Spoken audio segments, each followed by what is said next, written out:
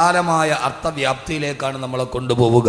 ഒരു പ്രസംഗം നടക്കുമ്പോൾ അവസാനിക്കുമ്പോൾ ഇൻഷാ അല്ലാഹ് സൂറത്തുൽ മുൽക്കിൻ്റെ 2 ആയത്തുകൾ അതിൻ്റെ വലിയ ഒരു ആശയത്തിലേക്കാണ് നാം ഇനി സഞ്ചരിക്കുന്നത്. ഓരോ ആണും പെണ്ണും മനസ്സിൽ ചിന്തിക്കേണ്ട കാര്യങ്ങൾ അള്ളാഹു നമുക്കത് തൗഫീക്ക് നൽകി അനുഗ്രഹിക്കുമാറാകട്ടെ. അള്ളാഹു സുബ്ഹാനഹു വ തആല വിശുദ്ധമായ ഖുർആനിൽ സൂറത്തുൽ മുൽക്കിൽ അതിൻ്റെ ആദ്യത്തെ 2 ആയത്താണ് നമ്മൾ പറഞ്ഞത്. അല്ലാഹു സുബ്ഹാനഹു വ തആല സൂര്യ ചന്ദ്രാദി നക്ഷത്രങ്ങളെ മുഴുവൻ സൃഷ്ടിച്ചത് വമാനുർസിലു ബിൽ ആയാത്തി ഇല്ലാ തഖ്വീഫ. ചന്ദ്രഗ്രഹണം നടന്നു, എല്ലാം നേർരേഖയിൽ വരുമ്പോ അത് നിങ്ങളെ ഭയപ്പെടുത്താൻ വേണ്ടി മാത്രമാണ്. എന്നിട്ട് അല്ലാഹു നമ്മോട് ചോദിക്കുന്ന ഒരു ചോദ്യമുണ്ട്. വകഅയ്യിൻ മിൻ ആയത്തിൻ ഫിസ്സമാഇ വൽ അർളി യമുറൂന അലൈഹാ വഹും അൻഹാ മുഅ്രിദൂൻ. വകഅയ്യിൻ മിൻ ആയ, എത്രയെത്ര ദൃഷ്ടാന്തങ്ങളാണ് ആകാശത്തും ഭൂമിയിലും നിങ്ങൾ കാണുന്നത്, എന്നിട്ടും നിങ്ങൾ അതിൽ നിന്നെല്ലാം പിന്തിരിഞ്ഞു മാറി നിൽക്കുകയാണല്ലോ. നിങ്ങൾ അള്ളാഹുവിലേക്ക് തിരിച്ചു നടക്കാൻ, ഏകനായ അള്ളാഹുവിലേക്ക് അടുക്കുവാൻ ഈ ഭൗതികമായ ജീവിതം നശ്വരമാണ് എന്ന് തിരിച്ചറിയാൻ അള്ളാഹു സുബ്ഹാനഹു വ തആല അടുത്ത ആയത്തിൽ ഖുർആൻ നമ്മോട് പറഞ്ഞ ഏറ്റവും പ്രധാനപ്പെട്ട ഒരു ഗുണപാഠം. ഖുർആനിന്റെ 114 അധ്യായങ്ങൾ നിങ്ങൾ പരിശോധിച്ചു നോക്കൂ. 6600 പരം വരുന്ന ആയത്തുകൾ നിങ്ങൾ ഗവേഷണം ചെയ്തു നോക്കൂ. ഒരു ഭാഗത്തും അല്ലാഹു സുബ്ഹാനഹു വ തആല ഈ ഭൗതികമായ കേവലമായി നാം വിലകെടുക്കുന്ന ഈ ജീവിതത്തെ 60-70 വയസ്സാണ് ആയുസ്സെന്ന് പരിമിതപ്പെടുത്തി പറഞ്ഞു തന്നെ ദുഃഖങ്ങളും പ്രയാസങ്ങളും കടങ്ങളും ബാധ്യതകളും ആകുലതകളും വ്യാകുലതകളും നിറഞ്ഞ ഈ ജീവിതത്തെ ഖുർആൻ ഒരു ജീവിതമായി പരിഗണിച്ചിട്ടേയില്ല. അള്ളാഹുവിന്റെ ഖുർആൻ പറഞ്ഞത് വമൽ ഹയാത്തു ദുനിയാ ഇല്ലാ മതാഉൽ ഗുറൂർ. ഈ ദുനിയാവെന്ന് പറയുന്നത് നിങ്ങളെ വഞ്ചിക്കുന്ന, നിങ്ങളെ ചതിക്കുന്ന ചില സുഖഭോഗ വസ്തുക്കൾ മാത്രമാണ്. അല്ലാഹു സുബ്ഹാനഹു വ തആല വളരെ വിശാലമായി വളരെ വിസ്തൃതമായി നമ്മോട് പറയുന്ന ഏറ്റവും പ്രധാനപ്പെട്ട ഒരു കാര്യമാണിത്. ഈ ദുനിയാവെന്ന് പറഞ്ഞാൽ അല്ലാഹു പറയുകയാണ്, ഇവിടെ നിങ്ങൾ ഖുർആനിന്റെ ശൈലി സൂക്ഷിച്ചു നോക്കുക. അല്ലദീ ഖലഖൽ മൗത വൽ ഹയാ, അവനാണ് മരണത്തെ സൃഷ്ടിച്ചത്. പിന്നെയാണ് അല്ലാഹു പറഞ്ഞത് മരണത്തെ മാത്രമല്ല വൽ ഹയാ, അവനാണ് ജീവിതത്തെ സൃഷ്ടിച്ചു നൽകിയത് എന്ന് പറഞ്ഞാൽ അല്ലാഹു ആദ്യം പറഞ്ഞത് ജീവിതത്തെ അല്ല, ഈ ഭൗതികമായ ജീവിതമാണ് ഖുർആൻ പറഞ്ഞതെങ്കിൽ അല്ലാഹു ആദ്യം പറയേണ്ടത് അവൻ ജീവിതത്തെ സൃഷ്ടിച്ചവനാണ്, അവന് മരണത്തെ സൃഷ്ടിച്ചവനാണ്. അല്ല അല്ല, ഈ ജീവിതം എന്ന് പറയുന്നത് നശ്വരമായ ജീവിതമാണ്. ഇതിനൊരു ജീവിതമായി അല്ലാഹുവിന്റെ ഖുർആൻ പരിഗണിച്ചിട്ടില്ല. ഏറ്റവും പ്രധാനപ്പെട്ട ജീവിതം വഇന്നൽ ആഖിറത ഹിയ ദാറുൽ ഖറാർ. ഏറ്റവും പ്രധാനപ്പെട്ട ഭൗതികമായ ജീവിതത്തിനപ്പുറത്തെ ജീവിതം മരണശേഷം നിങ്ങൾ കാണുന്ന പരലോക ജീവിതമാണ്. അല്ലെങ്കിൽ തന്നെ സഹോദരങ്ങളെ, എങ്ങനെയാണ് ഈ ജീവിതത്തെ നമ്മൾ ജീവിതമെന്ന് പറയാൻ കഴിയുക? ഈ ജീവിതത്തെ അല്ലാഹുവിന്റെ ഖുർആൻ പറഞ്ഞത് വമൽ ഹയാത്തു ദുനിയാ ഇല്ലാ മതാഉൽ ഗുറൂർ. ഈ ജീവിതം നിങ്ങളെ ചതിക്കുന്നതിലെ വസ്തുക്കൾ മാത്രമാണ്. ശരിയാണ്, ശരിയാണ്, ജീവിതമാണ് എന്നെ ചതിച്ചത്. എന്നെ ചതിച്ചത് ജീവിതമാണ്, മരണം എന്നെ ചതിച്ചിട്ടേ ഇല്ല. വളരെ ഗഹനമായി കേൾക്കണേ, എന്നെ ചതിച്ചത് എന്റെ ജീവിതമാണ്, മരണം എന്നെ ചതിച്ചിട്ടേ ഇല്ല. എന്നെ ചതിച്ചത് എന്റെ ജീവിതത്തിലെ കൂട്ടുകാരനാണ്, മരണമെന്ന കൂട്ടുകാരൻ എന്നെ ചതിച്ചിട്ടില്ലല്ലോ. വരാമെന്ന് പറയുന്ന സമയത്ത് വരാതെ എന്നെ കബളിപ്പിച്ചത് എന്റെ ജീവിതത്തിലെ കൂട്ടുകാരനാണ്, പക്ഷേ മരണം എന്നെ ചതിച്ചില്ലല്ലോ. വരാമെന്ന് പറഞ്ഞ സമയത്ത് തന്നെ മരണം വന്നല്ലോ, കാത്തിരുന്നപ്പോ തന്നെ മരണം വന്നല്ലോ. ഒരു നിമിഷം പോലും മരണം പിന്തിയില്ലല്ലോ. ലാ യസ്തഖിറൂന സഅതൻ വലാ യസ്തഖദിമൂൻ. ഒരു നിമിഷം പോലും പിന്തിയിട്ടുമില്ല, ഒരു നിമിഷം പോലും മുന്തിയിട്ടില്ല. മരണം നമ്മെ ചതിക്കില്ല സഹോദരങ്ങളെ, സഹോദരിമാരെ. നമ്മെ ചതിക്കുന്നത് ജീവിതമാണ് എന്നെ ചതിച്ചത്, ഭാര്യയാണ് എന്നെ ചതിച്ചത്, ഭർത്താവാണ് എന്നെ ചതിച്ചത്. ജീവിതത്തിൽ പ്രിയങ്കരിയായി ഞാൻ പാതിയായി, ജീവന്റെ പാതിയായി കൊണ്ടു നടന്ന ഭാര്യയാണ് എന്നെ ചതിച്ചത്. ഞാൻ വിശ്വസിച്ചു നടന്ന ഭർത്താവാണ് എന്നെ ചതിച്ചത്. എന്റെ മക്കളാണ് എന്നെ ചതിച്ചത്. എന്റെ മാതാപിതാ മാതാപിതാക്കളാണ് എന്നെ കൈവിട്ട് കളഞ്ഞത്.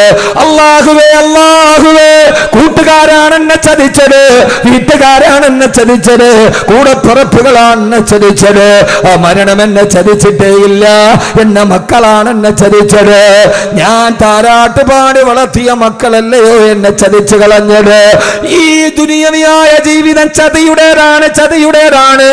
പിന്നിൽ നിൽക്കുന്ന അമ്മയെ അടുക്കളപ്പുറത്ത് നിന്ന് പുറകിൽ നിന്ന് അടിച്ചു വീഴ്ത്തി മലന്നു വീഴുന്ന അമ്മയുടെ മാറിടത്തിൽ കാലുകുത്തി വെച്ച് കാല് കുത്തിപ്പിടിച്ച് അമ്മയുടെ കരുത്തിൽ ഷാള് മുറുക്കി കൊടുക്കൊലപ്പെടുത്തുമ്പോ മരിച്ചു വീഴുന്ന അമ്മയെ വലിച്ചു കൊണ്ടുപോയി സ്വയം കുടിച്ചു കുടിയിൽ മണ്ണെണ്ണ വിടിച്ച് കത്തിച്ചാമ്പലാക്കുമ്പോ ആരാണ് സഹോദരങ്ങളെ ഈ ചെയ്തത്? ക്രിമിനലല്ല. ആ മാതാവിന്റെ മാറിടത്തിൽ കാലുകുത്തി നിൽക്കുമ്പോ ആ മാറിടത്തിൽ നിന്നല്ലേ അവൻ അമ്മിഞ്ഞപ്പാല് കുടിച്ചത്. അവൻ ആദ്യം കുടിച്ച അമ്മിഞ്ഞപ്പാല് ഉമ്മാന്റെ മുലപ്പാലിലായിരുന്നല്ലോ. അവിടെ നിന്നല്ലേ അവൻ വിശന്നപ്പോ വാരി കുടിച്ചത്. അവിടെ നിന്നല്ലേ അവൻ ഉറക്കത്തിൽ എഴുന്നേറ്റ് കിടന്നപ്പ് കരഞ്ഞപ്പോ ഉമ്മ യാതൊരുവിധ ബുദ്ധിമുട്ടില്ലാതെ അവന് പാല് ചുരത്തി കൊടുത്തത്. ആ മാസിയത്തിന് വിശന്നപ്പോഴൊക്കെ അവൻ കുടിച്ചത് ആ കുജകുംഭങ്ങളിൽ നിന്നാണ്. അവിടെ കാല് മുട്ടിപ്പിടിച്ച് അവൻ അമ്മയുടെ കഴുത്തിൽ ഷാള് മുറുക്കി കൊല്ലാൻ പോകുമ്പോ അമ്മ അവസാനം വിളിച്ചതും മോനെ എന്നായിരുന്നുവല്ലോ. അമ്മയുടെ കഴുത്തിലാണ് ഷാള് മുറുക്കിയത്. ആ അമ്മയുടെ കഴുത്തേരെന്നറിയോ? ആദ്യമായി ഊഞ്ഞാല് കെട്ടി നമ്മൾ ആടിയത് ഉമ്മാന്റെ കഴുത്തിലാണ്. എന്റെ ആദ്യത്തെ ഊഞ്ഞാല് മാവിൻ കൊമ്പിലല്ല, എന്റെ ആദ്യത്തെ ഊഞ്ഞാല് പ്ലാവിന്റെ കൊമ്പിലല്ല, എന്റെ ആദ്യത്തെ ഊഞ്ഞാല് പാർക്കിലല്ല. ഞാൻ ആദ്യമായി ഊഞ്ഞാല് കെട്ടിയാടാടിയത് എന്റെ ഉമ്മാന്റെ കഴുത്തിലാണ്. കുഞ്ഞിളം കൈകൾ കൊണ്ട് ഉമ്മാന്റെ കഴുത്തിൽ കെട്ടിപ്പിടിച്ച് ഊഞ്ഞാലാടിയ കഴുത്തിൽ തന്നെ ഷാളിട്ട് മുറുക്കുമ്പോ സഹോദരങ്ങളെ രാവിലെ മുതൽ വൈകുന്നേരം വരെ കഷ്ടപ്പെട്ട് വളർത്തിയ മക്കളാണ് എന്നെ ചതിച്ചത്. അതുകൊണ്ടാണ് അല്ലാഹു പറഞ്ഞത് വമൽ ഹയാത്തു ദുനിയാ ഇല്ലാ മതാഉൽ ഖുറൂർ. ഈ ദുനിയാവ് നിങ്ങളെ ചതിക്കുന്ന ചില വസ്തുക്കൾ മാത്രമാണ്. മരണം നിങ്ങളെ ചതിക്കില്ല സഹോദരങ്ങളെ. മരണമാണ് കൃത്യസമയത്ത് ചതിക്കാതെ കാത്തിരിക്കുമ്പം വരുന്നത് മരണമാണ്. ആ മരണത്തിന് പിന്തലില്ലല്ലോ. കലാമണ്ഡലം ഗീതാനന്ദന പറയുന്ന മനുഷ്യൻ കഴിഞ്ഞ ആഴ്ച കേരളത്തിന്റെ കലയരങ്ങിൽ നിന്ന് ഒഴിഞ്ഞു മാറിപ്പോയി.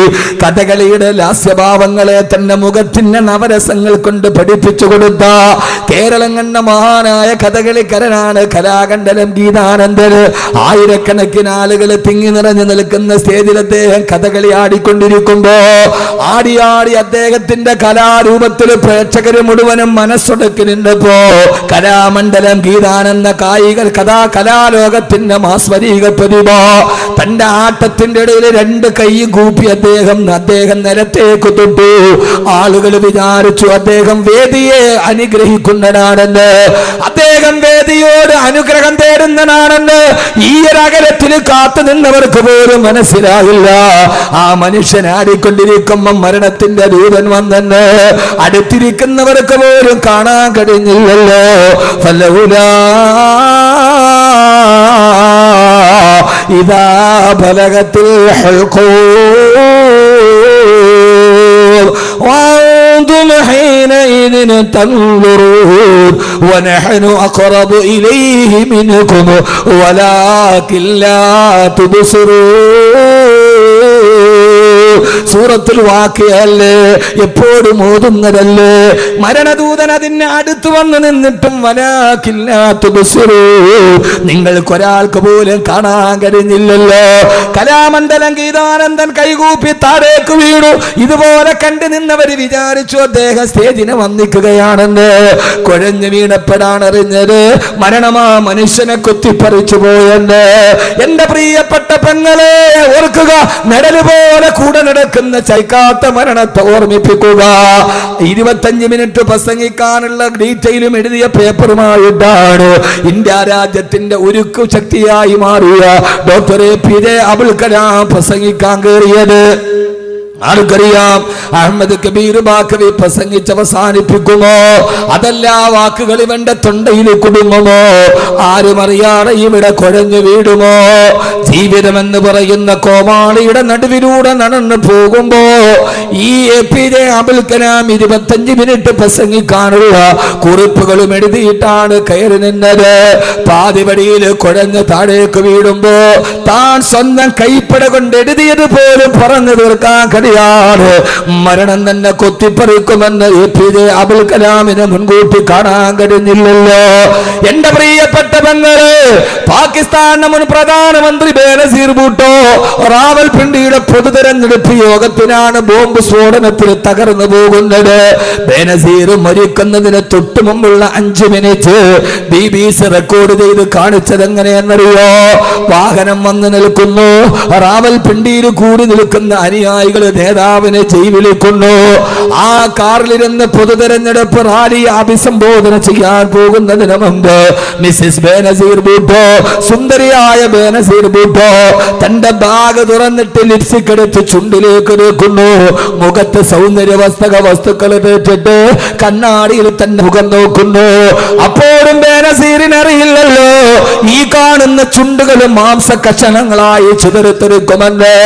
2 മിനിറ്റ് കഴിഞ്ഞാൽ തന്റെ ശരീരം ഈ തലച്ചോറ് റോഡിൽ ചിതറുമെന്ന് ഈ കണ്ണാടിയിൽ കണ്ട മുഖം